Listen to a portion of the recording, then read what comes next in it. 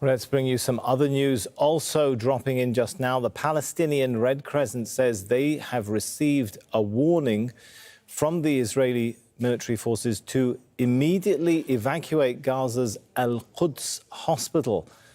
All right, let's go to Youmna Stage. She joins us now on the phone from Gaza City. So, Youmna, first of all, do we know, is this hospital a functioning hospital full of people?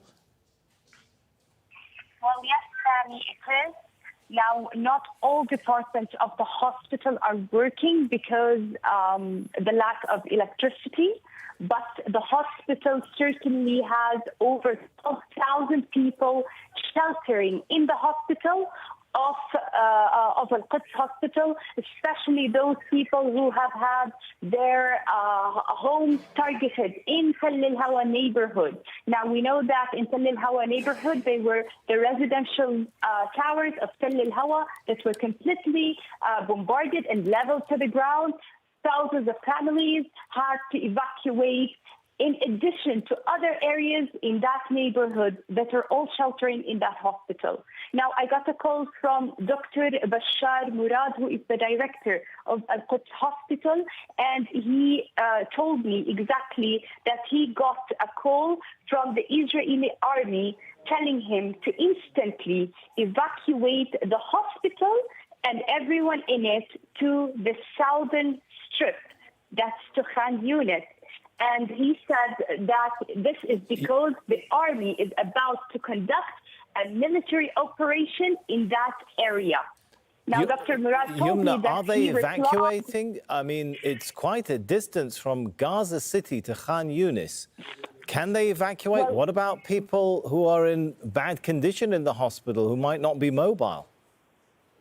That is exactly what Dr. Murad told me. He told me I replied to that personnel from the Israeli army. I said, if you want us to evacuate, please provide us with the necessary buses and transportation means so that we can evacuate over 12,000 people and patients into the south and make a place for us.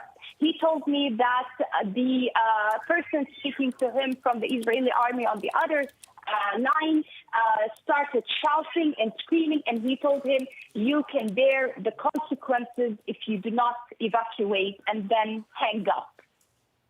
So, Youmna, are you telling us and viewers that we are potentially waiting and watching a hospital full of people that cannot evacuate, that might be on the verge of the receiving end of an Israeli airstrike? That is what we are actually reporting now, and we are reporting this step by step, so that if this hospital gets targeted in the upcoming hours or even the coming days, we know that this hospital was warned clearly to evacuate or otherwise bear the consequences of what is going to happen.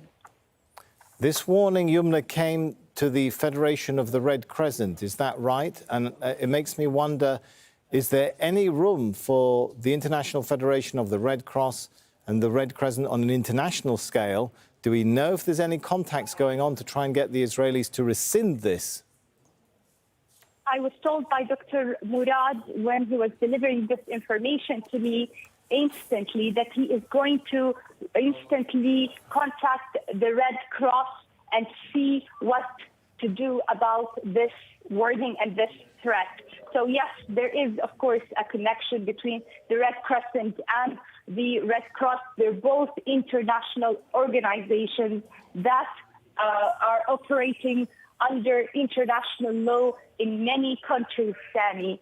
So if any kind of connection now made to the Red Cross going to be able to change the decision of the Israeli army from targeting or conducting a military operation, as they say, in that area and targeting Al-Quds Hospital, that is what we are about to, or we are waiting to see.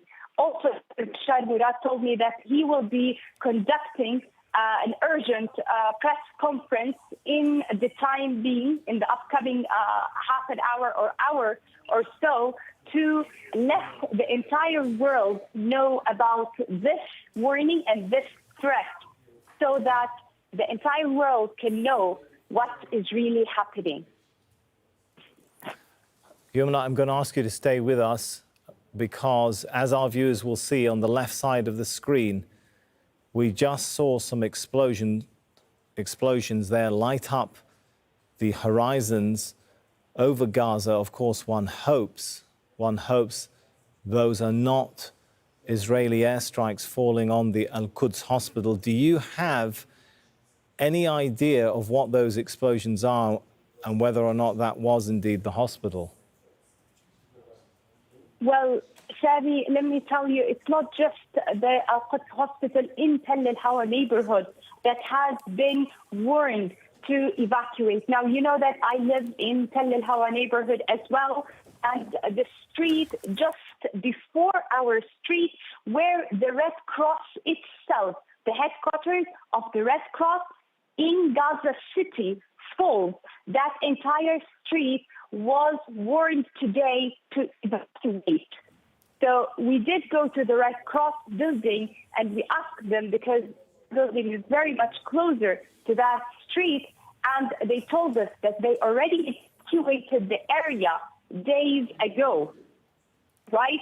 So the bombardments that have been ongoing for the past 2 days in Tell El-Hawa, in different areas of Tell El-Hawa, they seem to be spreading more and more now, targeting other areas in that same neighborhood.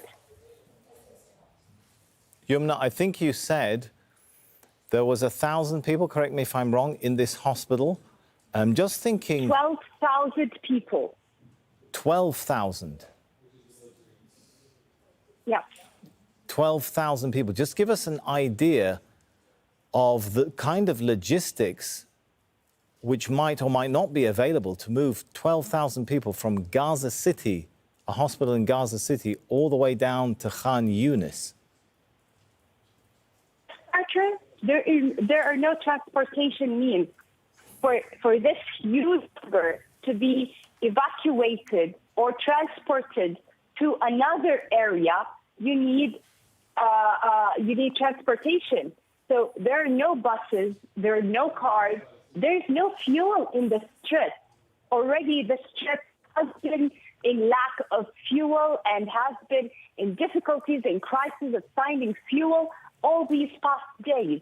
So it's a huge crisis for people now to move from place to another. We're talking about moving from Gaza City to the south, at least an hour drive. So where will people get that amount of buses, the numbers, the amount of fuel enough for them to be transported all that distance? And over all that, or on top of all that, where are they going to stay? Because we know that every UNRWA shelter in the south is fully occupied. I'm talking about schools, I'm talking about centers, I'm talking about clinics, and I'm talking about even governmental hospitals like Nasser Hospital and Najjar Hospital and the European Hospital, the three largest hospitals in the south, both in Khan Younis and Rafah.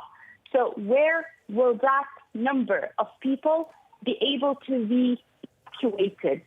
That's why when Dr. Murad said, he told him, this is an impossible request that you are making, and you know that it's an impossible request and nothing can be done about it. All right, Youmna Sayed there. We're going to give you a chance to catch up on what's happening. Thank you, Youmna, for updating us so far. And just to bring viewers up to speed with these very dramatic moments which we are living through and witnessing right now, the situation is, we understand that Al-Quds Hospital in Gaza City has been told to evacuate immediately. The director of that hospital telling Israeli military authorities who gave him that order that it's impossible. They have 12,000 people there. And we've seen at the same time on the left hand of the screen, you'll see, we saw moments ago what appeared to be some flashes in the sky. We don't know, of course, exactly what that is, but one hopes, one fears, and one certainly hopes that is not the result of Israeli airstrikes on the hospital. We don't know that, but there is a lot of concern, obviously, in these dramatic moments to know what will be the fate of those 12,000 people. Some of them patients, some of them, as Youmna said, people who are holed up in the hospital because they've come from their homes which were destroyed